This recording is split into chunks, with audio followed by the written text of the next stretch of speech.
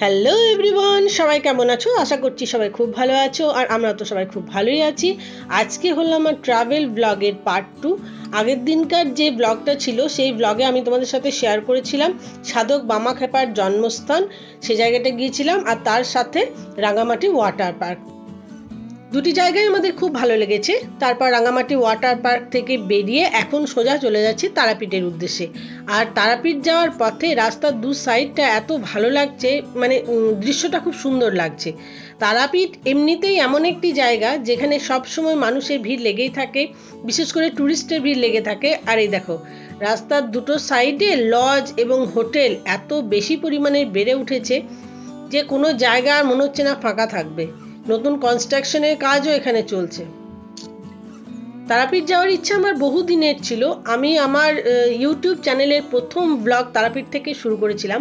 আমি যে কোনো প্রবলেমে পড়লে বা যে কোনো সময় কখনো যদি খুব ফ্রাস্ট্রেশনে ভুগি, তখন মা তারা স্মরণ করি। আমি জানি মা তারা আমাকে উদ্ধার করেন সব ক্ষেত্রেই। তো আজকে অনেক দিন পর তারাপীঠ যেতে পেরে আমারও ভীষণ ভালো লাগছে। এর আগে আমি যখন তারাপীঠে এসেছিলাম তখন যে পরিমাণে হোটেল ছিল, এখন তো অনেক হোটেল বেড়ে গিয়েছে। আর দূরের এখানে দেখো, এই বাড়িটার সামনেটা কালো। তো আমার মেয়েকে আমি একবার বলেছিলাম কালো কোনো বাড়ি হয় না, তো আমার মেয়েটা দেখিয়ে বলছে, মা দেখো কালো বাড়ি হয়। দেখো দেখাচ্ছে যে বাড়ি কিন্তু কালো হয়। আর তাছাড়াও দূরে দেখছে একটা অনেক বড় শিবলিঙ্গ রয়েছে, তো সেটা দেখেও বেশ ভালো লাগলো। আমার ঠিক মনেও পড়ছে না যে এই শিবলিঙ্গটা আমি এর আগে যখন এসেছিলাম তখন ছিল কিনা। তো আপাতত এটা দেখে, এটাকে দর্শন করে মনটা বেশ শান্তি লাগছে। আর এখন কিন্তু ঘড়িতে সময় অনেকটা বেজে গিয়েছে, তো খুব ইচ্ছা আছে মায়ের দর্শন করব। জানি না মা আমাদের প্রতি সদয় হবেন কিনা। দেখো কত বড় শিবলিঙ্গ এখানে।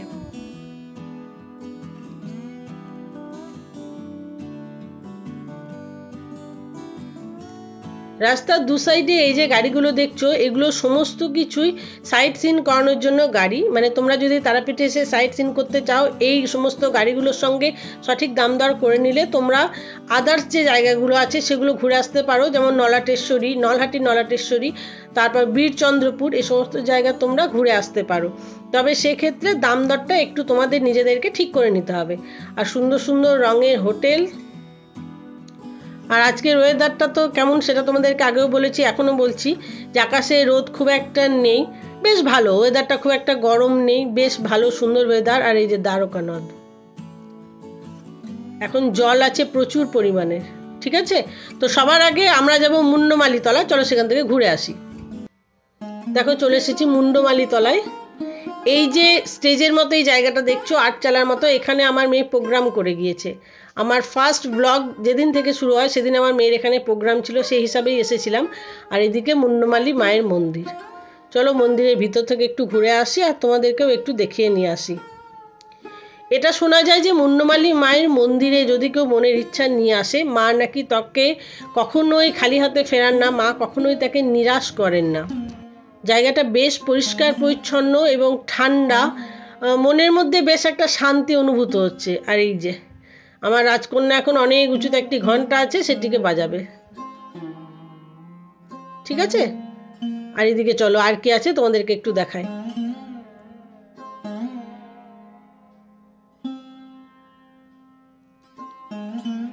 এটা হচ্ছে শ্রী শ্রী সন্ন্যাসী গোসাই বাবার সমাধি মন্দির।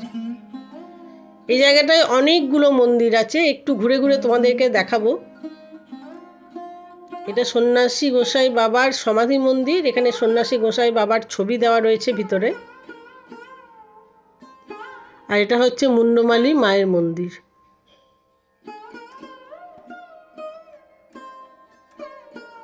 বেশ সুন্দর, ভিতরটায় যদিও তালা মারা নেই কিন্তু তবুও লাগানো আছে। সেই সাহস দেখিয়ে খুলতে পারলাম না, এইভাবেই তোমাদেরকে একটু দেখালাম। তোমরা যারা 2-4 দিনের ছুটিতে কোথাও ঘুরতে যাবো বলে মনে করছো, তারা অবশ্যই তারাপীঠ আসতে পারো। সাইডে অনেক কিছু দেখা আছে, তারামায়ের মন্দির তো আছেই, সাইডে অনেক কিছু দেখার আছে। দেখো এখানে আরো একটি মন্দিরে এসেছি, বাইরেটা কি সুন্দর দেখো, গৌরনিতায়ের সুন্দর এখানে মূর্তি রয়েছে। কৃষ্ণা মায়ের সমাধি মন্দির। এই সমস্ত জায়গাগুলো এলে বেশ ভালো লাগে। আমি এর আগের বার যখন তারাপীঠে এসেছিলাম তখন একটু সন্ধে সন্ধে হয়ে গিয়েছিল, মানে এসেছিলাম বিকালের দিকে, একটু সন্ধ্যের মতো হয়ে গিয়েছিল। আর এবারে দিনের দিকে এসে খুব সুন্দর দর্শন হচ্ছে। এই আটচালাটার চারিধারে এরকম সুন্দর সুন্দর কথা লেখা আছে।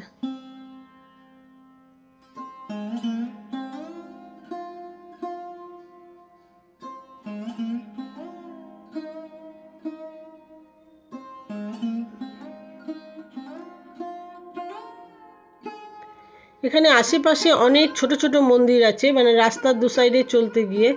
আর তাছাড়াও এই যে সামনে জালের মতো ঘেরা জায়গা, এখানে তন্ত্র সাধনা হয়। এখন অবশ্যই জায়গাটা ফাঁকা। তার আগে এই মন্দিরটা দেখিয়ে দিই, সংকটমোচন হনুমানজির মন্দির এটা।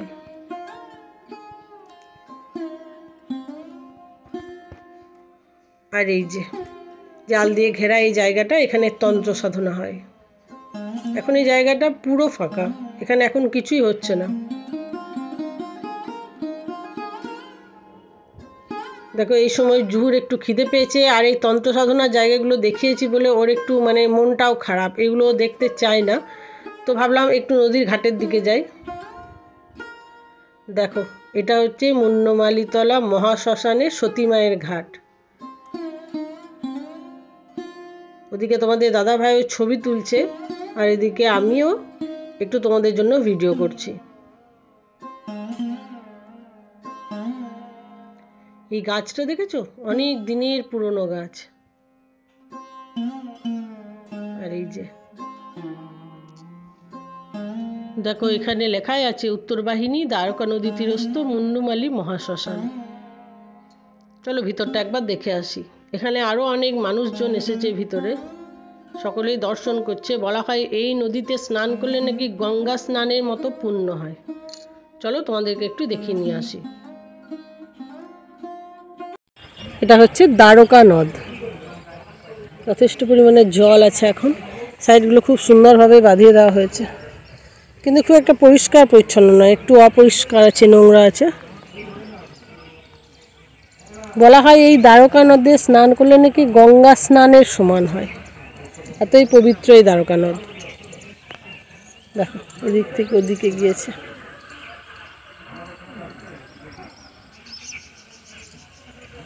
ভীষণ সুন্দর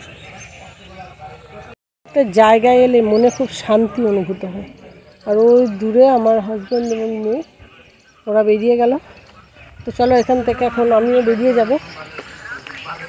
অনেক দিন ধরে আসার ইচ্ছা ছিল এখানে, ফাইনালি সেই ইচ্ছাটা আমার পূরণ হলো। তো চলো এখন বাইরে যাই। মুন্নমালীতলা দর্শন করার পর আমরা এখন সোজা চলে যাচ্ছি তারাপীঠে। তারাপীঠ যাওয়ার পথে রাস্তার এই দুটো সাইডে, মানে মন্দিরে ঢোকার আগে যে রাস্তাটা, সেই রাস্তার দুটো সাইডে প্রচুর পরিমাণে থাকার জায়গা, খাবার, হোটেল সব কিছুই পাওয়া যায়। এই রাস্তাটা একটু সরু, সেই জন্য যাওয়া আসা করার ক্ষেত্রে অসুবিধা হয়, মানে 4 চাকা বা বাইক নিয়ে গেলে একটু অসুবিধা হয়। আর দুটো সাইডে তাছাড়াও আছে অনেক দোকান, যেখানে তোমরা নিজেদের প্রয়োজনীয় অনেক জিনিস, ঠাকুরের প্রয়োজনীয় অনেক জিনিস পেয়ে যাবে।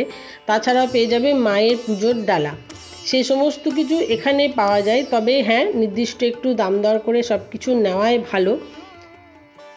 তারাপীঠে যেহেতু মানুষজন আসার সংখ্যা অনেক বেশি, মানে বাইরে থেকে ট্যুরিস্ট আসার সংখ্যা অনেক বেশি, তারাপীঠ একটা দর্শনীয় স্থান, তাই এখানকার যে হোটেল বা লজগুলো আছে সেগুলোতে সবসময় রুম অ্যাভেলেবেল থাকে। তোমরা অনলাইনে বুকিং করে আসতে পারো, কিংবা এখানে এসে দেখে শুনে একটু দাম দর করেও হোটেল বা যে কোনো থাকার জায়গা তোমরা বুক করতে পারো। এছাড়া তারাপীঠের আরও বিখ্যাত জিনিস হচ্ছে এখানকার প্যারা এবং ল্যাংচা। এই দুটো স্বাদ তোমরা অবশ্যই নেবে, দুটোরই অসাধারণ টেস্ট, মানে বিখ্যাত টেস্ট আর কি যাকে বলে। আর আমরা এখন সোজা চলে যাচ্ছি মায়ের মন্দিরের উদ্দেশ্যে। জানি না মায়ের দর্শন পাবো কিনা, কারণ অনেকটা পরিমাণে দেরি হয়ে গিয়েছে আমাদের। তবে হ্যাঁ, মায়ের যদি ইচ্ছা থাকে তার মুখ আমাদেরকে দেখানোর, তাহলে অবশ্যই দেখতে পাবো, সবটাই তার উপরে নির্ভরশীল। আপাতত মায়ের মন্দিরে যাই, তারপর দেখা যাক সেখানে গিয়ে কী রকম করতে পারি আমরা। দেখো এখানে পৌঁছে গেছি মায়ের মন্দিরে। তো সবার আগে বাইকটাকে রাখার একটা ব্যবস্থা করতে হবে, তো এখানে বাইকটা রাখার একটা ব্যবস্থা করে নিই, তারপর আমরা সোজা পৌঁছে যাব মন্দিরের ভিতরে।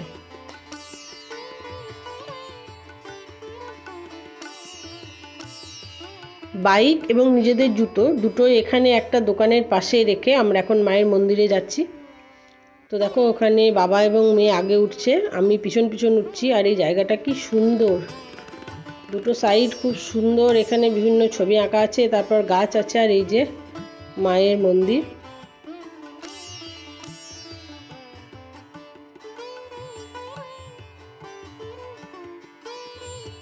এখানে দেখো মন্দিরের ভিতরে চলে এসেছি, আর কত মানুষজন এখানে রয়েছে। দেখো এখানে অনেকে পুজো দিতে আসে, অনেকে মাকে দর্শনও করতে আসে। তো আমরাও এখানে মায়ের দর্শন লাভের আশাতেই এলাম, কিন্তু এসে এখানে শুনতে পেলাম যে এখন বেশ কিছুক্ষণ মায়ের দর্শন হবে না, ভিতরে মায়ের ভোগ হচ্ছে। মায়ের মূল মন্দিরের সামনে এখানে একটা আটচালা রয়েছে, এখানে অনেক মানুষজন বসেও আছে। তো সেখানে এসে ভাবলাম একটু মন্দিরটাকে দর্শন করি, মায়ের দর্শন না হয় মায়ের ভোগ গ্রহণের পরেই হবে। তো সেই মন্দিরটাকে একটু দর্শন করতে চলে এলাম। দেখো এখানে সবাই প্রণাম করছে, ভিতরে মায়ের ভোগ হচ্ছে, দরজা বন্ধ আছে। এই যে মায়ের ভোগ পর্ব শেষ, আর ঠিক এইভাবেই যারা যারা ভোগ দিয়েছেন মাকে তারা মাথায় করে ভোগ নিয়ে যাচ্ছেন। এখানে তোমরা যে কেউ এসে মাকে ভোগ দিতে পারো, তবে তার জন্য আগে থেকে এখানকার যিনি পুরোহিত মানে যারা আছেন বা পান্ডা, তাদের সাথে তোমাদেরকে কথা বলতে হবে। আর এই ভোগের একটা নির্দিষ্ট মূল্যও আছে, সেই মূল্য থেকে ভোগটা শুরু হয়। তো এখানে মায়ের দর্শন করার আগে দেখলাম কোনো একজন ভদ্রলোক এবং ভদ্রমহিলা নরনারায়ণ সেবা করাচ্ছেন, মানে মাকে ভোগ দিয়েছেন, সেই ভোগটা এখানে নরনারায়ণের মধ্যে সেবা করিয়ে দিচ্ছেন। তো আমরাও এখানে বসে পড়লাম, কারণ এরকম সৌভাগ্য খুব একটা সকলের ভাগ্যে জোটে না। আর এই যে আমি হাজব্যান্ড একটু চুলের স্টাইল মেরে নেওয়া হলো এ সময়, আর এদিকে আমরা তিনজন, আর প্রচুর মানুষ বসেছে এখানে মায়ের ভোগ গ্রহণের জন্য। আমি এই মুহূর্তটাতে নিজেকে অনেক বেশি সৌভাগ্যশালী মনে করছি, কারণ এখানে এসে এরকমভাবে মায়ের ভোগ পেয়ে যাব সেটা কল্পনাও করিনি। তো যাই হোক, ভাগ্য আমাদের খুবই প্রসন্ন, সেজন্য এসে মায়ের ভোগ পেয়ে গেলাম। দেখো কত মানুষ বসেছেন, আর কলকাতা থেকে কোনো একজন স্বামী স্ত্রী এসে এখানে ভোগ দিচ্ছে।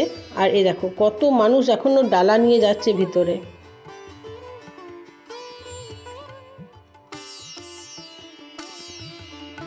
ধনী দরিদ্র নির্বিশেষে প্রতিটা মানুষই এখানে বসে আছে মায়ের ভোগ গ্রহণের জন্য, আর একের পর এক মানুষ পেরিয়েও যাচ্ছে মাকে পুজো দেওয়ার জন্য।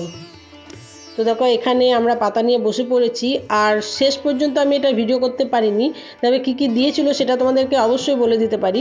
প্রথমেই ছিল পোলাও, পোলাওয়ের পর সাদা ভাত, তারপর মুগের ডাল, আর তারপর একটা পনির দিয়ে মিক্সড ভেজ, বাঁধাকপি আলুর তরকারি, চাটনি, পায়েস, মিষ্টি।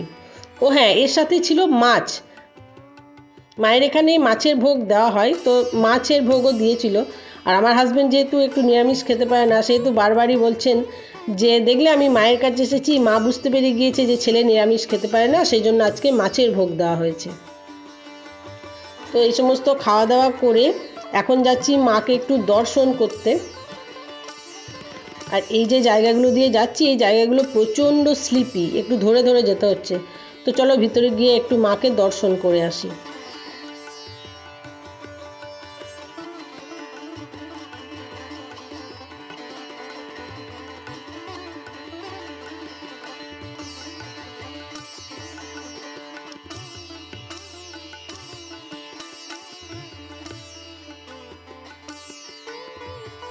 দেখো এখানে মাকে দর্শন করতে এসেছি, তবে সামনে অনেক মানুষজনের ভিড়, একদম মন্দিরের গর্ভগৃহ এটা। তো আমি মাকে মানে মনে মনে বলছি যে মা এত দূর এলাম, তবু তোমার মুখখানা একবার দেখতে পাবো না, একটু তোমাকে চোখের দেখা দেখতে পাবো না? তো মা আমাদের এতটাই করুণাময়ী। দেখো এই যে একজন মানুষ হঠাৎ করে সরে গেলেন, তারপর আমি মায়ের মুখটা দেখতে পেলাম। চলো তোমাদেরকে মায়ের মূল মন্দিরটা একটু দর্শন করাই। দেখো এটা হচ্ছে মায়ের মূল মন্দির।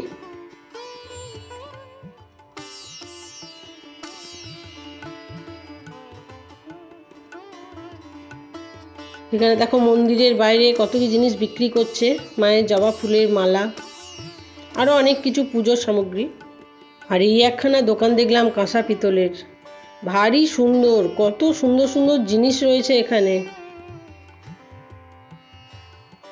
খুব ইচ্ছা করছিল দু চারটে কিছু এখান থেকে কিনে নিয়েই চলে যাই, কিন্তু তারপর ভাবলাম যে না, এখন নেব না, পরে কখনো এসে আবার দেখব। তো জিনিসগুলো একটু তোমাদের দেখিয়ে দিলাম। দেখো কি সুন্দর, আর একখানা ভারী সুন্দর মায়ের মূর্তিও রয়েছে। মায়ের মূর্তির পাশাপাশি এখানে মায়ের চরণ পাদুকাও রয়েছে, তারপর শাঁখ সমস্ত কিছুই আছে। দেখো বিভিন্ন পাথরের জিনিসপত্র এখানকার দোকানে পাওয়া যায়।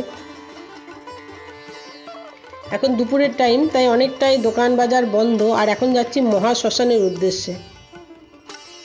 দেখো এটা হচ্ছে তারাপীঠ মহাশ্মশান। বলা হয় এটা ভীষণ পবিত্র একটি জায়গা। আর দিনের বেলায় মহাশ্মশানের যা রূপ, রাত্রে মহাশ্মশানের রূপ নাকি অন্য হয়। তবে এই জায়গায় আমরা ঢুকতে পারিনি, কারণ আমার মেয়ে এই সময় একটু ভয় লাগছিল, যেহেতু শ্মশান বলেছি তাই ওর যেতে চাইছিল না, তাই শ্মশানের মুখ থেকে ফিরে এলাম। তো আজকের মতো আমাদের মা তারাকে দর্শন এবং তারাপীঠ দর্শন শেষ হলো, এবং বলা যেতে পারে সার্থক হলো জীবন মা তারাকে দর্শন করে। যেভাবে মা দর্শন দিলেন, তো তারাপীঠ থেকে বেরোনোর পথে এরকম একটা সুন্দর তোরণ দেখতে পেলাম। তারাপীঠের আসার অনেকগুলো রাস্তা আছে, তো আমরা একটা রাস্তা দিয়ে ঢুকেছিলাম, আর একটা রাস্তা দিয়ে বেরিয়ে গেলাম। ভারী সুন্দর একখানা মা তারার তোরণ রয়েছে এখানে। আর এখন তারাপীঠ থেকে বেশ অনেকটা দূর চলে এসেছি। এখন রামপুরহাট যাওয়ার রাস্তায় আছি, মানে এই রাস্তাটা সোজা গিয়ে রামপুরহাটে উঠবে। তো দুদিকের ভিউটা অসাধারণ এই সময়। আর এই দেখো রামপুরহাট ঢোকার ঠিক আগের মুহূর্তে আবার একটা মা তারার তোরণ। এগুলো রাত্রে সমস্ত কিছু আরও সুন্দর লাগে, তো বেশ ভালো লাগছিল। তো চলো আজকের মতো ভিডিওটা এই তোরণটা দেখে শেষ করছি। যদি তোমাদের ভালো লাগে লাইক কমেন্ট শেয়ার করো, সাবস্ক্রাইব করো। দেখা হবে নতুন আর একটা ভিডিওতে। ততক্ষণের জন্য সবাইকে টাটা।